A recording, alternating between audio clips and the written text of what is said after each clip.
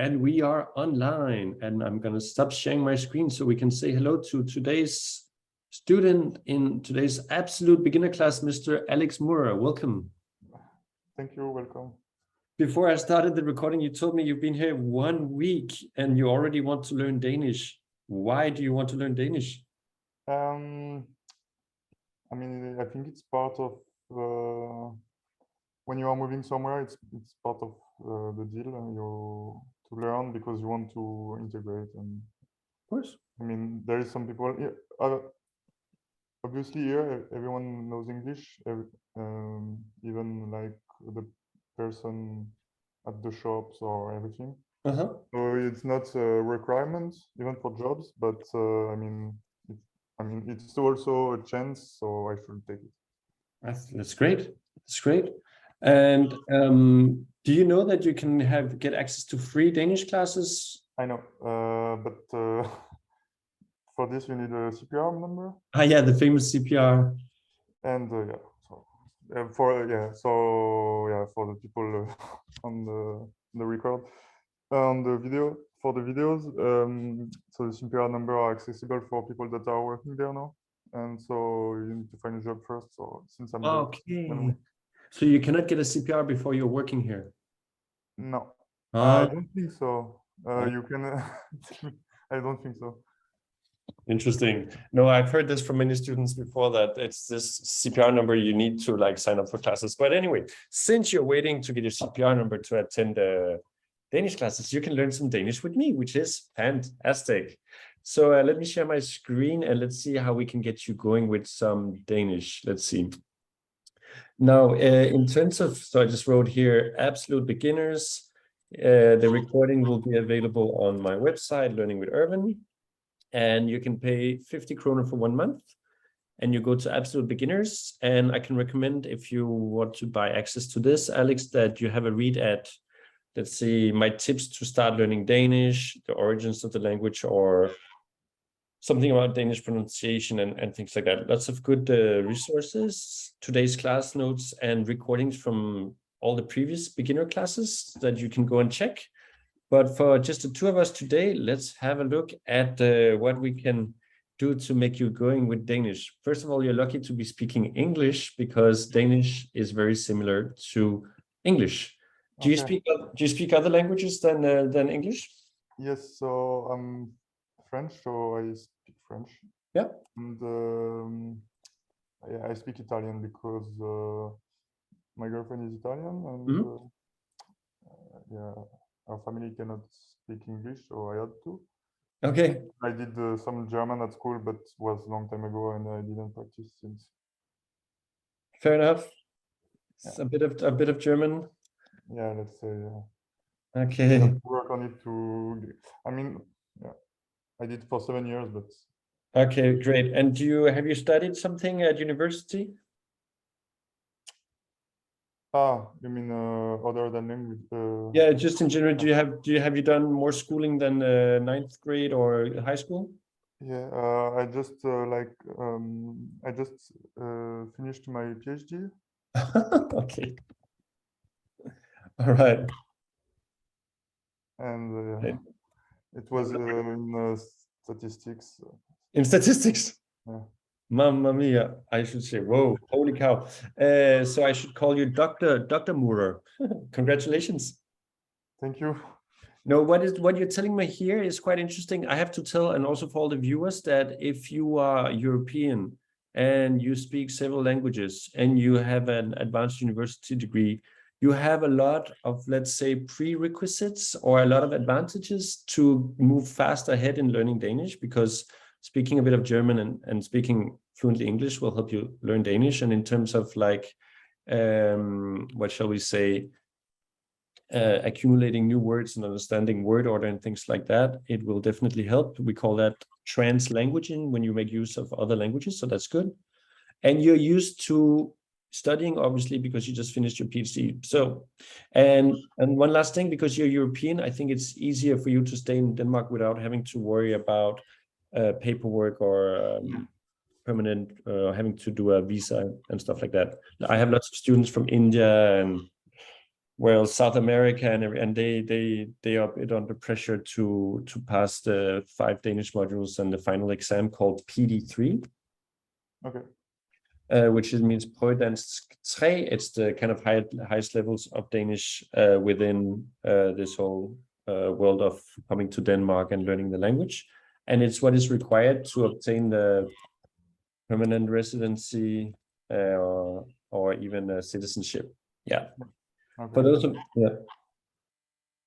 For those of you watching, you can, of course, find a lot of resources about passing PD3. It usually takes between 6 months and 18 months. Most students take it twice, Danish classes at a school twice a week for like 2 years, 2.5 years, and then they move through the 5 modules. I'm half French myself, and my mom, she did this in 6 months, but she's very good with languages, and she could only get to study and continue working in Denmark if she passed PD3. So she just did that intensively for 6 months. And she studied 3 hours a day. And I think it's been good for her, but it's very intense. Do you have any questions so far? No. Great. It's very exciting because now we're going to move into how to get you going with Danish. All right. Any Danish words you've heard already? Yeah, I did. I know some stuff. I did. I know how to say man. So How to say what, sorry? A man. I know how to say man. The English word man. Okay. How do you say that? So it's man. Yeah. Okay, good. That's a good start.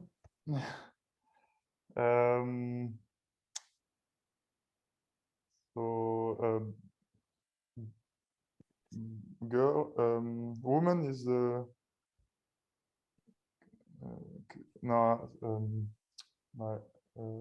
yik, or this is girl. P would be girl. P. Sorry. Okay. How do you say thank you? Tak. Good. Yeah. What do they say at the supermarket when they want to give you the receipt? When they want to give you the receipt?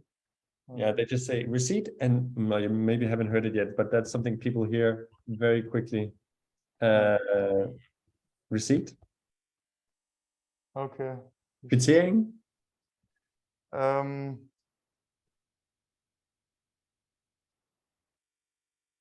Anything else?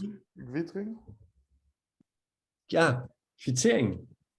Kvittering. Well done. Now let's speak a little bit about the pronunciation here. Okay. Man in Danish is man, but what happened to the D?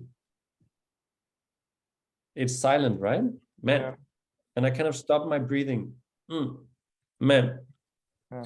So we have letters that kind of disappear from the pronunciation, and there's a whole range of different pronunciation rules that we won't look into now, but just to say that you will often notice that letters are not being pronounced. So the way we speak and the way we write are 2 different words. Okay. Yeah. Same with this one. Girl is P. What happened to the G? It says pige, but we say P. Yeah. P. So silent D, silent G. Tak. What can we say about tak? Maybe the most easy of the list. The most what, sorry? The easiest of the list. Yeah, for sure. I don't know what else to say. We can say the vowel A is very close. A, tak, ta. It's not even closed. It's semi-open. Ak, tak, tak. Tak. It's not even semi-open. It's open. Let me give you let's see, Spanish. The word Spanish would be with a closed A, or Spain, Spanian. So we have the vowel A, which is closed, would be A, Spanian. This one is actually open. Tak. We have it also in the word to have. Ha. Ha. Ha. There you go. Ha. Yeah. So, have. Thanks. Spanian. So just to let you know, there are different vowel sounds and they are a little bit complicated. There you go. That makes me think a little brief introduction to some of the vowel sounds, because pronunciation is going to be a little bit tricky. and especially the vowels, and also something called the soft D. And what else is difficult? The Danish R is kind of strange. I saw you have a YouTube video on it. Oh, nice. No, it's true, no? Yeah, it's true. It's true. Which ones did you see? Let's see. The Danish R. Yeah. It was on the second line. Yeah. Okay. Did you like the video? Yeah. Good. Nice. Did you like and subscribe? I don't know actually.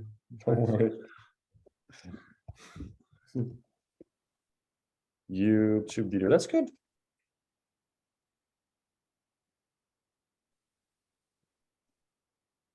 Apply. Here you go.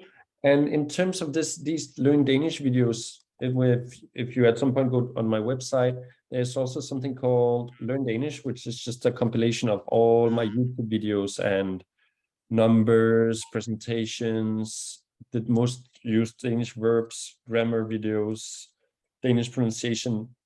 All of this is like, I think 100 kroner per month. It's 100 kroner per month. So that's pretty useful if you want to have a lot of Learn Danish videos available. So there you go. Learn Danish videos here.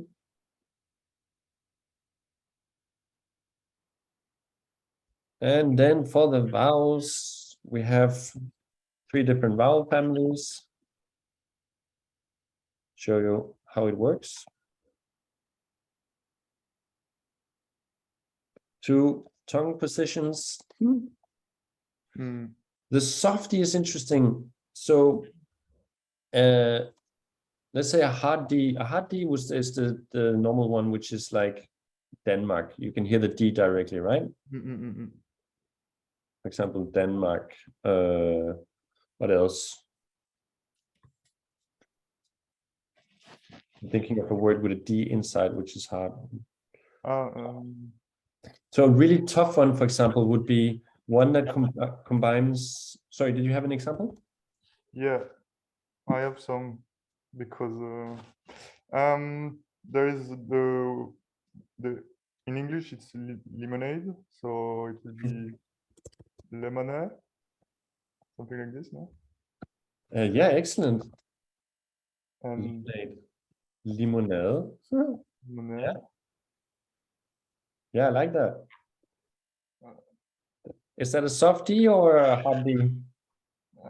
I think it's soft because you kind of stop at the A. Yeah, correct. I like that. So that's a softie. Yeah, limonade. Limonade. Yeah. What else do you have? Near where I live, there is a famous bakery named, in English we would say brood. So it's near bread, and here it's bro. Bravo. Well done. That's it. Yeah. Yeah. Anything else? The name for streets. The name for street. Ah, yeah. Which is Gade. Yeah. Yeah. And yeah, I think that's all. That's good. That's good. More than plenty of examples. Now, if we look at the softie and the pronunciation of limonade or brød or gade, where's your tongue when you do these pronunciation things? The tongue is up, so position up. Is it up? Yeah, I think. No? All right. Let's say GADE with your tongue touching your upper front teeth. What happens? Tell me what sound you create if you say GADE with your tongue going up. I mean, at the end it's gale.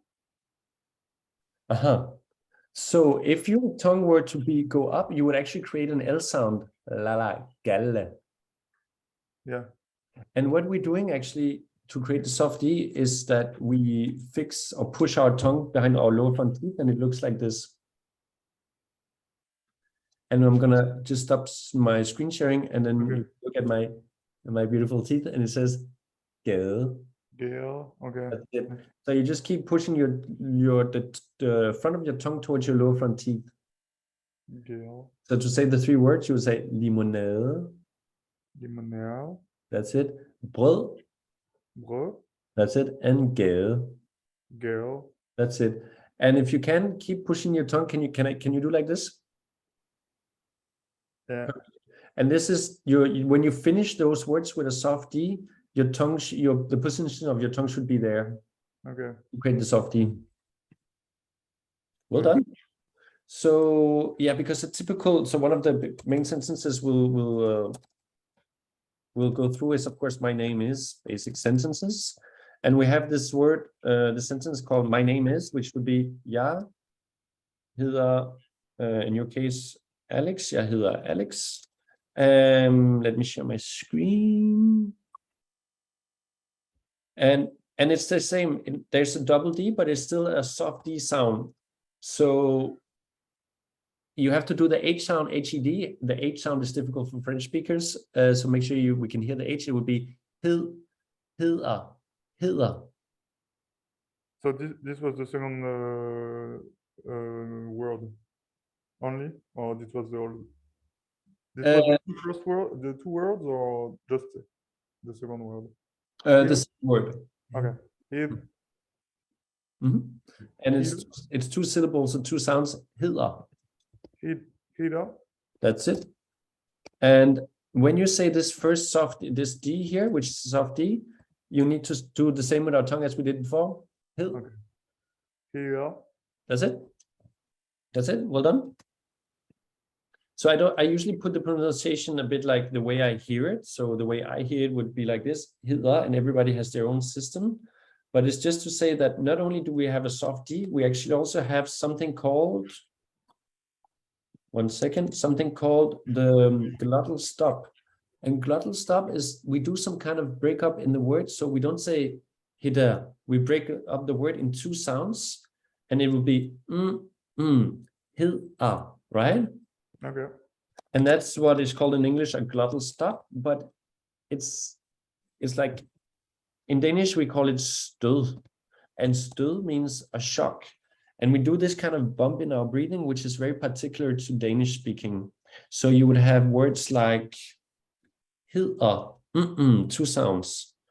You could say I speak English, which would be jeg taler engelsk. And here we have the G that disappears, and then you would have two sounds that sound a bit like this in two bits. Engelsk, right? Could I make you say that word? Engelsk. Engelsk? Without the G, these two sounds. Engelsk. And so I have to push, or? Good point. Good question. Do I have to press the tongue towards my lower teeth? No, you don't have to. This is for the glottal stops, which is just You would have to do it for the soft D, which would be hedder. But for this one, you just say, yeah, fair enough. Your tongue is also behind your lower front teeth. Engelsk, but it's not as important. Okay. Engelsk. Fantastic. Engelsk. Well done. So we've got now two examples of the glottal stop, hedder and engelsk. You would have it as well in, for example, the name Peter. We don't say Peter, as you would say in French, maybe Peter. You say Peter. Peter. Okay. So there you go. Peter. Peter. Yeah, there's almost no sound. Pete. There's almost like a Peter. Peter. There you go. So we've talked about soft D, limonade, brød, gade. We've talked about the glottal stop, hedder, engelsk, Peter. The Danish R is tough because if you're a French speaker, your R would typically be quite nasal. It would be like rue de la nanana, restaurant. What else? Examples with French R's. Ravi. No, ravi is quite at the back. Radio aussi. Rue is quite nasal. But so basically that nasal French R, or for example, if you have like an American speaker or Australian speaker, if the person would say, I come from Australia, so I would say, I'll give you the translations and everything, don't worry. But just to let you know that I have a lot of American speakers or Australians who will say, jeg kommer fra Australian. And they put the R at the very front of their mouth. Yeah. Or they will say, or Spanish speakers, they will say, jeg kommer fra Australian. They will roll the R. So we cannot do any of that in Danish. So the Danish R is at the very back of your throat. And the trick to do the Danish R is basically to open up your mouth as much as you can and smile and keep pushing your tongue, keep pushing your tongue behind your lower front teeth. And then you say, ah. And then you put a K in front of that and you say, ka. Ka. Exactly. And then you try and turn the AH or KAH into RAH. So we will start with this one. We'll say, it's like going to the dentist. You say, ah. And then ka. And then you can turn the K into an R and be like, ka, ra. That's it. So it's basically, it's really very guttural. So that's where you need to isolate the R. And you can do that by starting out with doing the R sound, ka. And then, of course, comes the R that we need for radio, which in English will sound like this, ka, radio. Radio. Yeah. Well done. That's it, radio. And then from there, you can then close the vowel from radio. You can say the supermarket, Rema. Perfect. Rice is ris. And you see, it was easy with the A because of radio. That's pretty easy. Then the more we lower our mouth, the less air we let in, the higher the vowel, you can say. So radio, Rema, and all of a sudden, this one, I have a lot of Asian speakers, they cannot say ris. The R is impossible or very difficult for them to isolate. But this one looks like the French R, no? Why? If I were to say ris with the French R, it would be ris. Yeah, ris. Ris. Because with the first rule, I would have said res or I don't know. If they're very close, you're right. The French are the French version of this would be ris, and the Danish one would be ris. And we just stop our breathing at the end. So you're right. Okay. This one is probably not difficult for you, and the rest you also did well. So we're fine. Now you know. The second, how to say, role of the R in Danish is to open up the R in Danish. Often is simply used to open up a vowel. For example, from a vowel sound from for example, A as in tale, speak, to ha, have. So the R here, you would never hear a Dane say har or har. So the difference between I'm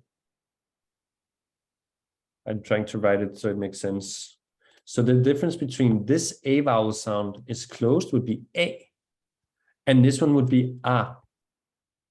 And for us to do an open A vowel sound, we would have to put an R, as in ha, which is to have. I don't know if this makes sense, but all I'm saying is, like, if you say an R in a Danish word at the end or after an A, all the R does here is to open up to say ah, as in ha. Okay. And if there's no R, it's a closed A, and it will be a tail. I see. Okay. One last thing before we do the main sentences is the 3 vowel families. I think they're quite good to know. You don't need to remember all of this, but you can, of course, watch the recording later if you're very curious. It's called vokalskema. There we go. This one is interesting. Now, I mean, I'm not sure I fully agree with the illustration or graphic design because according to this, you need to wear red lipstick and Dracula teeth. But The logic of the vowel table is that you go one, this is one family, 1 to 5. Second family is 6 to 9. And the third family is 10 to 13, yeah? Yeah. And the logic here from the top to the bottom is this is your lips, arm, and mouth is as closed as possible, and this is as open as possible. So we were talking about the A sound earlier. You will see there's this A vowel sound and then this one. And this one has the R. Is it big enough for you to see on the screen? Yeah. Okay. So obviously this one, your mouth has to be the widest open. And my question to you is, where should my tongue be?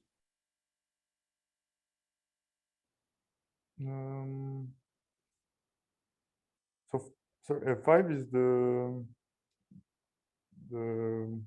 scale for opening. Yeah, number 5, this one. Where would I put my tongue? R. It's I a will put it down, but yeah. You have basically have two options. I don't know if it's very visible, but this is a tongue, and these are the teeth, right? So whatever you do for this vowel family 1 to 5 and 6 to 9, just keep pressing your tongue towards your lower front teeth. Okay. Which is the same position as the soft D, right? Yeah. And then the logic is basically just that you have your mouth as close as possible, pushing your tongue behind your lower front teeth. And here it's as open. So if we start at the top, you would have to go like smile and close your mouth and say E. E. That's it. And then the tricky part is there's hardly any difference between 1 and 2, and you would go like this. E, E. E, A. And you did E, A. You jumped 3 steps. Okay. Which is fine. It's super tricky. So here, make sure you don't open too much. We're talking millimeters, right? You can do it with words. It's easier. Let's say a word like ice cream, which would be ease. Ease. Okay. Then you could say that's perfect. Then you could say that was first round, and then we could say E as in elephant. E. So we've got number 1 is elephant. E as in ease. E as in elephant. Elephant. Okay. I don't know if you have a better example. Something that a word with E. There's a city called Esbjerg. That's not even close enough. E. The number 1 would be in or it's. Those are also the articles. In, it's, super closed E sound. Okay. And then this one, which is in between E and A, is an E as in the word for apple, æble. Æble. Okay. So now number 1 is is. Is. Number 2 is in. In. Number 3 is æble. Æble. And then we're almost done. We've got number 4, which should be A as in hay. Okay. A. Exactly. Closed A as in A. What can we say? We can say tale. We can say Spanian. Those are the ones we used earlier, right? Yeah. Tail. Tale.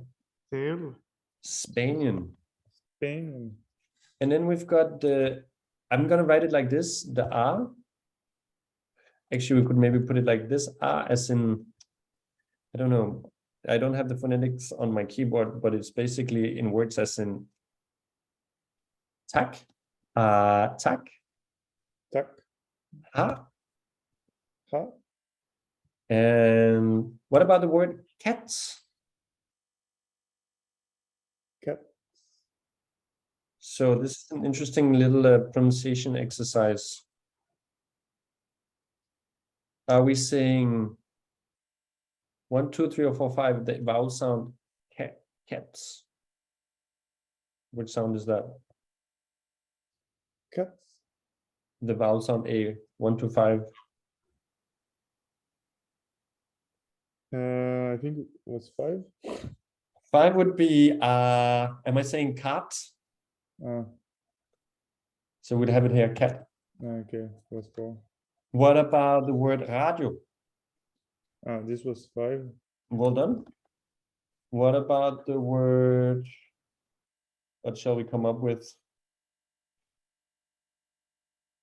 Yeah.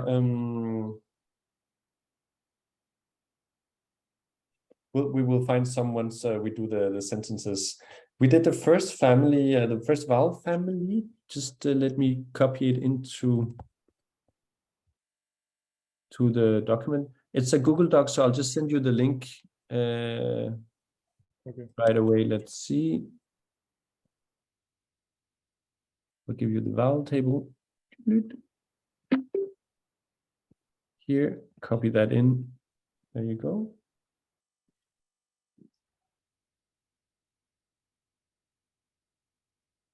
Make it a bit smaller. Cool. That's it. So we did the first one, and you'll see 6 to 9. Same idea. You push your tongue towards your lower front teeth, and you have the Y, which is U. Yeah, U. It sounds like your French U. Okay. Exactly. You open up a bit more, and you keep pushing your tongue towards your front teeth, and would be U. And and You have it in the word smør. Okay. There are plenty of videos about this, so we won't spend too much time on it, but just to let you know that 1 to 9 represents 2 vowel families where you can keep your tongue like this. And for the last one, obviously you were rounding your lips from 6 to 9, and so on. The tricky part is to make the difference between 6 and 10. And the only difference is whether you push your tongue towards your lower front teeth or where you try and bend your tongue downwards. Okay. So number 6 would be U, and number 10 would be U. Yeah, that's it. Super tricky. You said it right, and it's a bit like having a ping pong ball in your mouth. U, O. Yeah, O and O. The reason why I insist a little bit on this is because Danish is not a very difficult language in terms of writing and grammar, actually very simple. But the pronunciation is crazy. Okay. So difficult Danish words.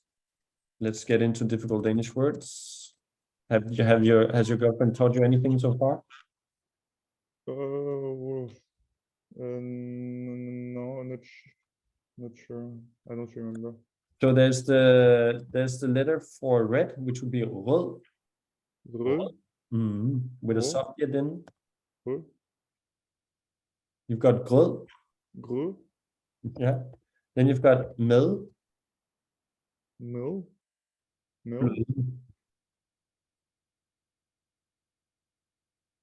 So that's what we make the foreigners say. We make foreigners say rød grød med fløde. Rød grød med fløde. What is the fourth one? Fløde. Okay. And why is the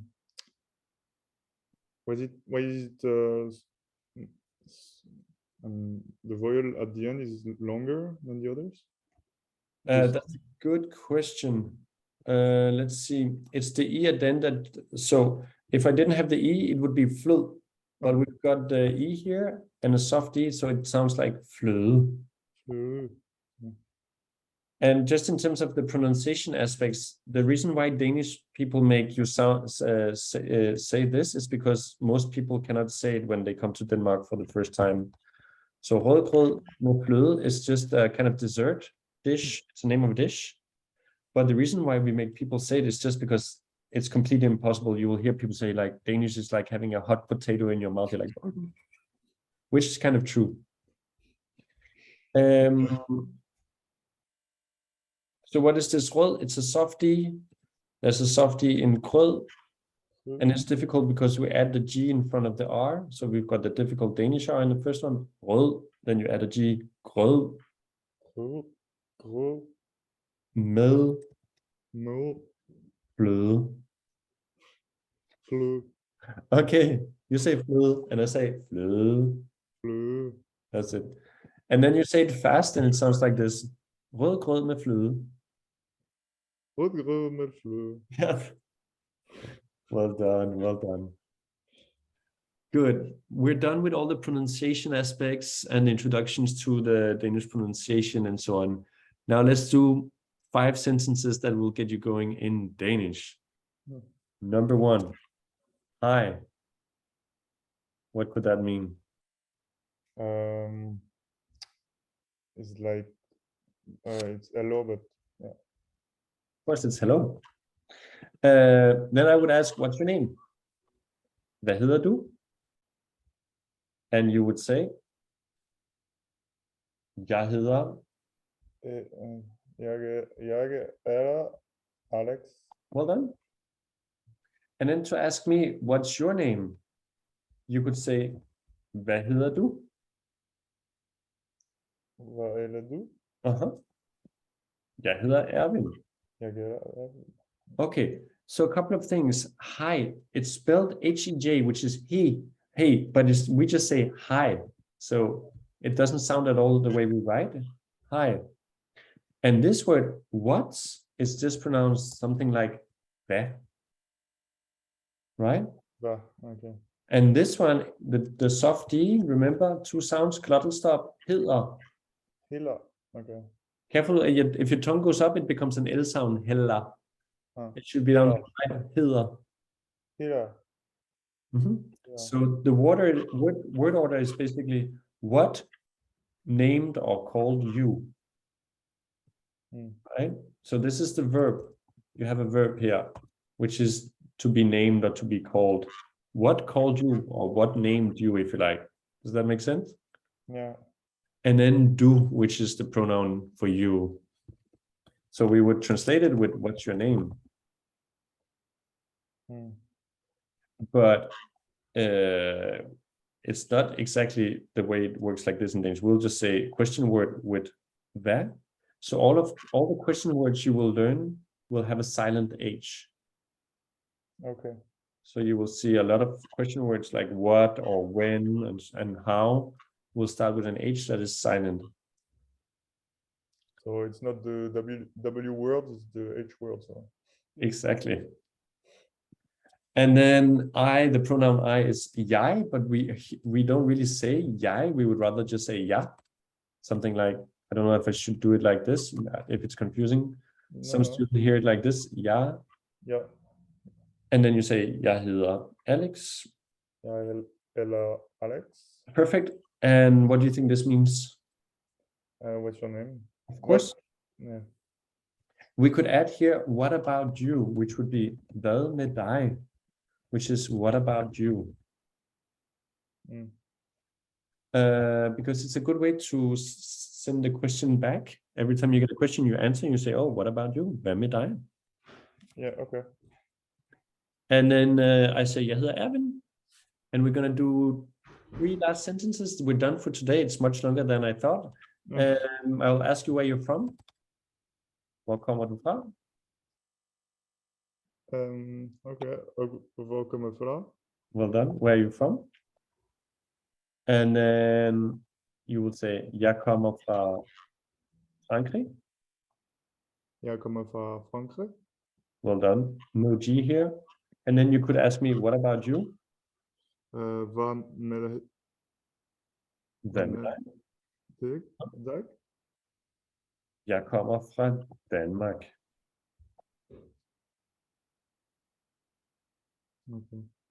Okay, as you say, vi ses. Yeah, vi ses. Vi ses. Almost done. Quick analysis of what you've learned here. The verbs, we've got hither. Do you see other verbs in the text?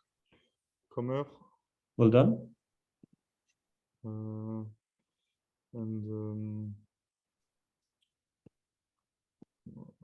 I think that's it. So what can we say about the verb endings in Danish? The verb, sorry? The verb endings? Yeah, okay. Like in German, it's a bit. Oops. Yeah, ER. No.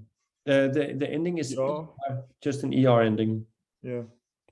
So verbs typically is like ER ending. And pronouns, you've learned 2 pronouns today. How do you say I?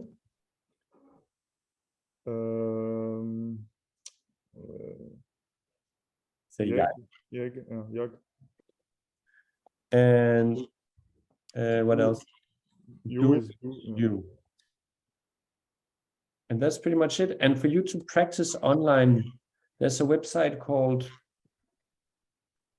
Dansk her og nu. It means Danish here and now. I think it would be good for you if you want to learn more to have a look at, for example, lesson 1. It's about your individual presentation. And on the right side, you will see it says grammar and lessons, grammatik og øvelser. And you can see these are the pronouns, jeg and du. So if you go to exercise 1, you can see it might be a little too much for you for now, but I have a colleague. His name is Adam. How would you say he according to the pronoun table? If you look at this, you've got I, you, and then Han. That's it. That's it, Han. And so you go, if you were to do the exercises, you would do Han hedder Adam. And you can see it's red when it's wrong. Okay. And green when it's right. When it's correct. So let me give you the link to your notes. And thank you so much, Alex, for taking part in this introduction to Danish.